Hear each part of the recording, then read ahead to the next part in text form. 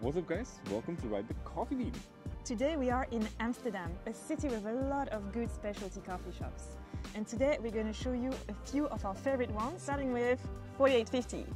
4850 has been running for nearly 7 years, and it's been on this transition from a strictly fine dining place to a coffee place, natural wine bar, and everything in between. Right now we're currently focusing on the daytime and mainly on coffee. Serving some lunch from Thursday to Sunday, but mostly coffee, working exclusively with La Cabra from Denmark.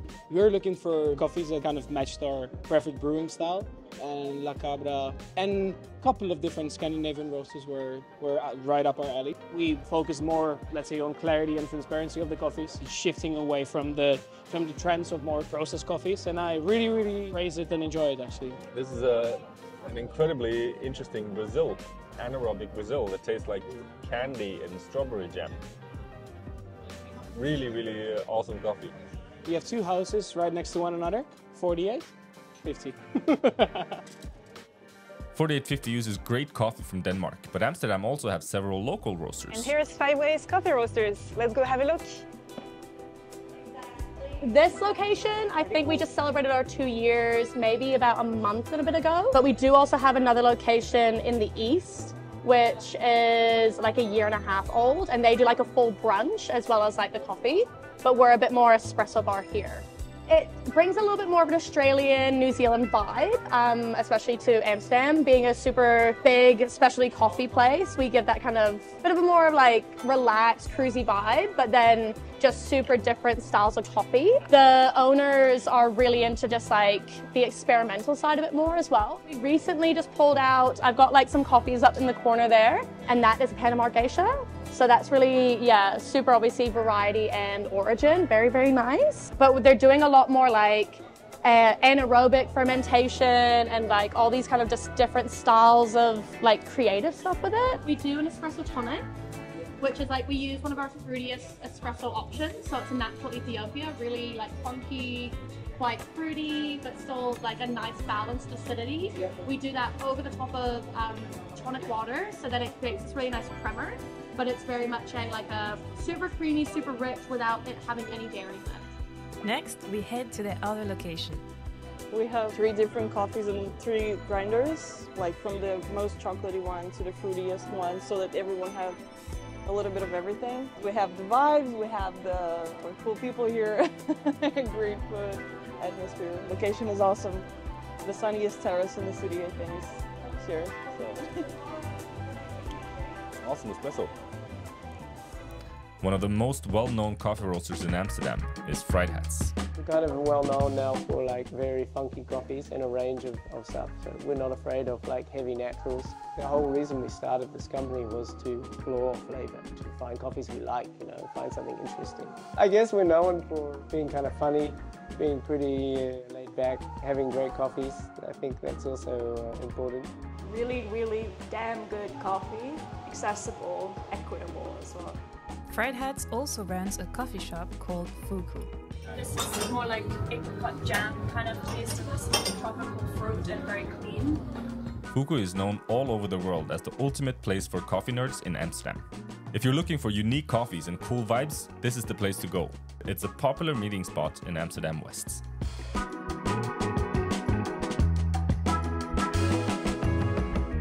A little bit further south, you'll find Uncommon Coffee Roasters, which has 2 locations on the opposite side of the streets. You can see on the other side, we have our first store. We started 3 years ago. Here we do brunch, full service, full like experience. And then this spot became available, and what we wanted to do was bring a little bit more focus onto coffee.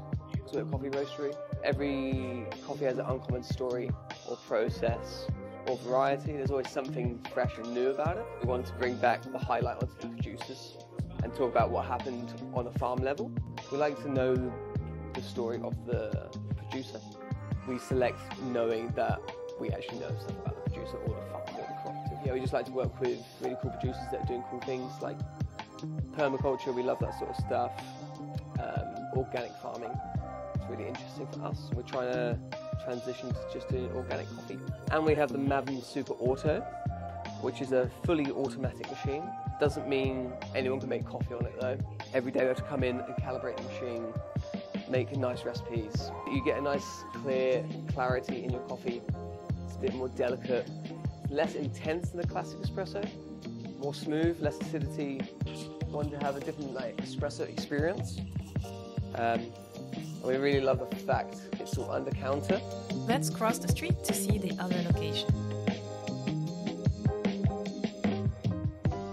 Uncommon opened, that was during COVID, so in 2020, which was like a rough year for all of us. And in general, Uncommon is mostly focused on basically having the uncommon sort of food items and uncommon coffees represented.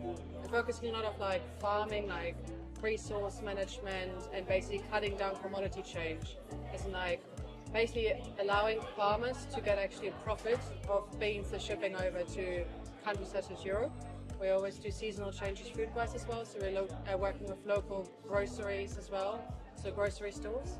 So everything here should be locally focused and basically benefiting people involved in the industry itself. We focus on basically not just providing nice and decent coffee to customers, that we also do care about funding certain projects. For example, the Women Project that we're funding with the Alpalto coffee beans.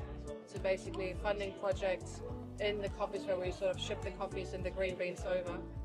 As you can see, Amsterdam is full of great coffee shops. But is this a recent trend? The overall standard and knowledge of people coming here, especially those who really do care about the specialty coffee culture, is relatively high compared to other big European cities. I have the experience with Barcelona, Prague and whatnot. So I would say that the overall standard here is relatively high.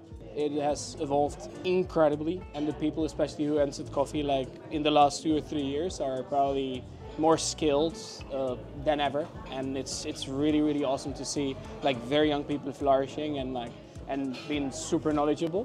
And I think it's just been getting better in general. The overall standard of the coffee culture in every country has been just on the way up. Very different from being in New Zealand and Australia. Coming here, it's just so much more developed. It's quite cool. It's certainly growing. Since I came to Amsterdam, which was 2 years ago, it had less specialty coffee places than now. If you check Google, for example, you can find at least 5 different places, which is quite a lot for a small city. And you can see that there's a lot of great coffee roasters that come from Amsterdam. Amsterdam's quite a hub for coffee, I would say. It wasn't very good, I'd say, 5 years ago or so. Well, not bad, but people wouldn't care too much. And now people really are more fascinated from where their coffee comes from. Filter coffee's more of a thing. Espresso drinking's more of a thing. And the Dutch do drink filter coffee. It is their culture. But they just are used to it being quite strong and heavy. So it's come a long way. These were 4 of our favorite coffee shops in Amsterdam. We have also made a quick video in the past covering a few others, so feel free to check that out. Wakuli are very active when it comes to sharing information about their coffee and raising awareness in the public for a more fair coffee industry. Thank you for watching and subscribe for more coffee adventures.